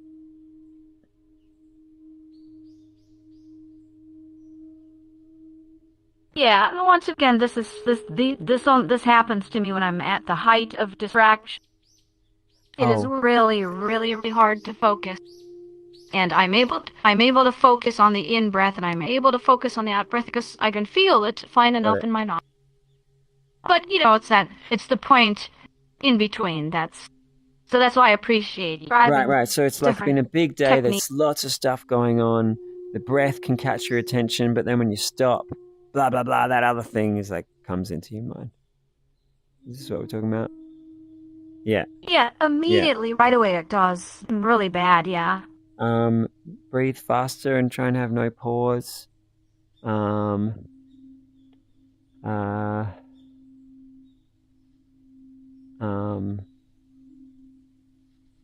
Yeah, strong breaths. You're diving into that part of you that's more powerful than all that other stuff from the day. There's a beauty in your breath that's letting go of all that other stuff. You want to go into there, giving yourself this love. I think we're giving you a lot of stuff to try. Let's check in with each other soon. Thank you. Yeah. Yes. You're welcome.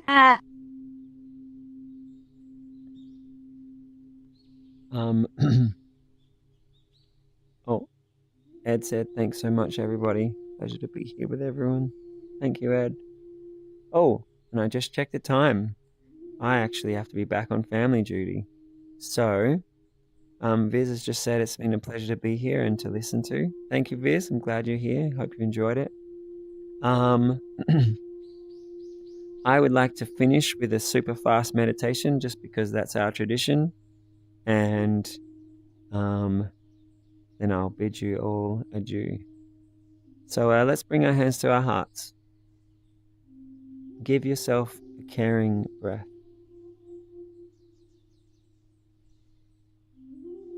A peaceful breath. Take a deep breath, feel it in your body as a relaxing breath.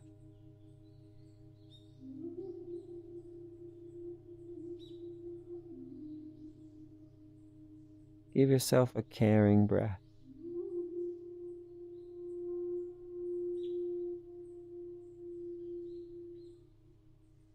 And then dive in, give yourself an exciting breath.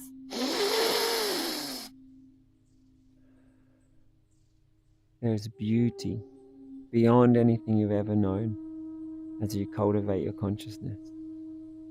I'm excited for you to free your mind.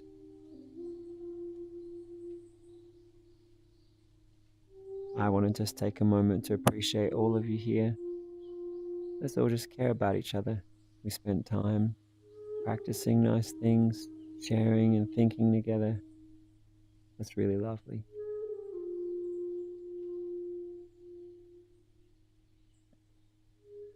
And whatever we learned that was useful, let's keep using it as a gift to ourselves and as a gift to others.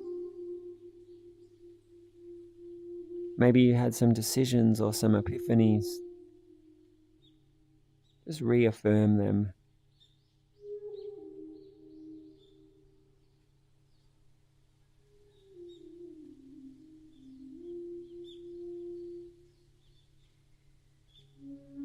And those of you who are here in the temple, I'm about to go, but I invite you to keep hanging out. And I encourage you to try to bring your best self. Care for one another, inspire one another. There's this practice of right speech, trying to make each thing you talk about as useful, as wise, as inspiring, as wonderful, as true, as helpful as possible. So I encourage you to hang out, bring your best self, and explore the best selves of the people here. Thanks everyone for being here. Hope to see you all next week. Wishing you much love, much peace, beautiful states of consciousness. I care about you, and I appreciate you being here.